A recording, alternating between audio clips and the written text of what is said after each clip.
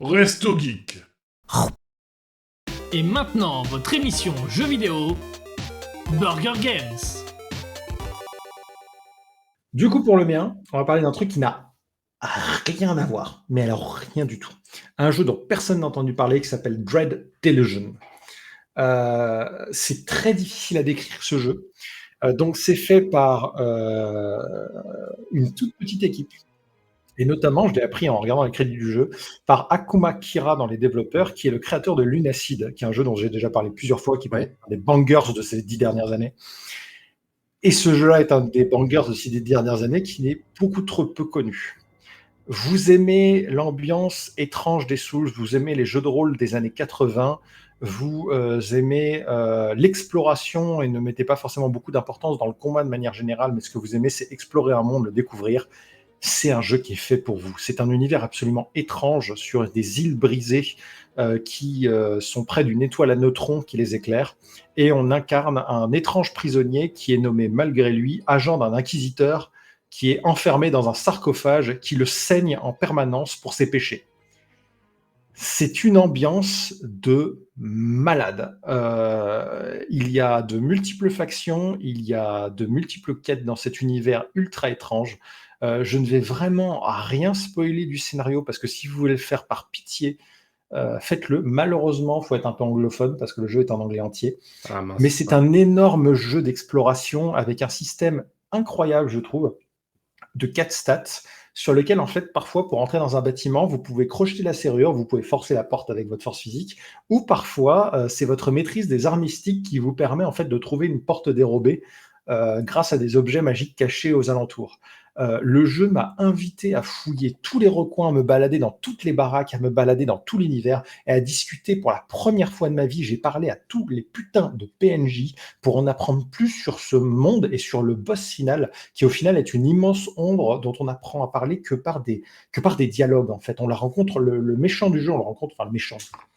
Surtout que c'est votre interprétation, le méchant n'est même pas forcément un méchant, mais le MacGuffin du jeu est un personnage de corsaire un peu étrange dont on entend parler pendant tout le jeu et dont on se fait une image qu'on va interpréter nous-mêmes. Et franchement, c'est une perle d'écriture. Ce jeu est extrêmement bien écrit, il est extrêmement bien maîtrisé. Alors, il est clairement pas fait pour tout le monde, vraiment.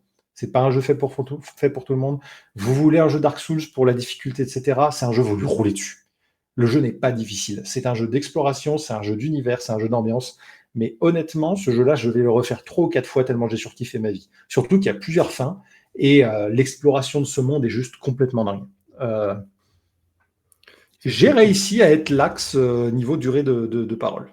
Il y aura une VF en préparation, Typo dit apparemment sur le forum Steam. Typo me rend heureux. Ouais. Parce que, et Typo dit c'est plus joli que Pokémon. Ça, c'est moche. Et donc, du coup. Mais oui, tu as pas dit, oui, il y a aussi le côté direction artistique à la PS1, du coup, qui. Ouais, il y a, voilà, hommage. comme Lunacid, c'est du high res, low res, donc du coup, les vieux polygones type PS1, mais avec un engine qui tourne beaucoup mieux. Je crois que ça tourne sur l'Unreal, celui-là. Et du coup, ça tourne très très bien. Mais il faut aimer le côté polygonal. Et les persos un peu fixes et rigides, mais c'est fait exprès pour donner un côté malaisant. Par contre, vraiment, je peux même pas vous expliquer à quel point il y a des endroits, dans ce jeu-là qui m'ont plus fait voyager que FF15.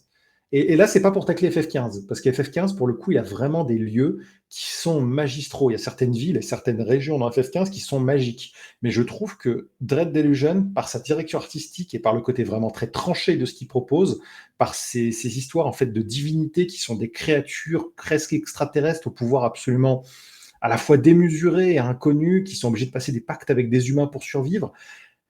Et du coup, nous, on se retrouve au milieu et on a le choix entre dire, on débarque à certaines scènes et on fait, bon, bah voilà, t'as un dieu.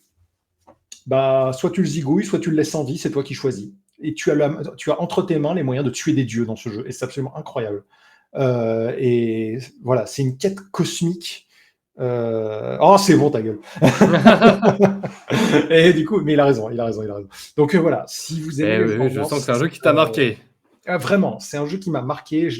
C'est le genre de jeu que je démarre et que j'ai poncé en 1 semaine et demie, en jouant que le soir, bien sûr, parce qu'il me met tellement dedans que j'arrive pas à en sortir. Et quand un jeu me fait ça, c'est que c'est vraiment un excellent jeu. Bah, ça me donne envie, moi aussi, en tout cas. J'attends qu'il fasse une VF. Peut-être que j'irai dedans aussi, alors.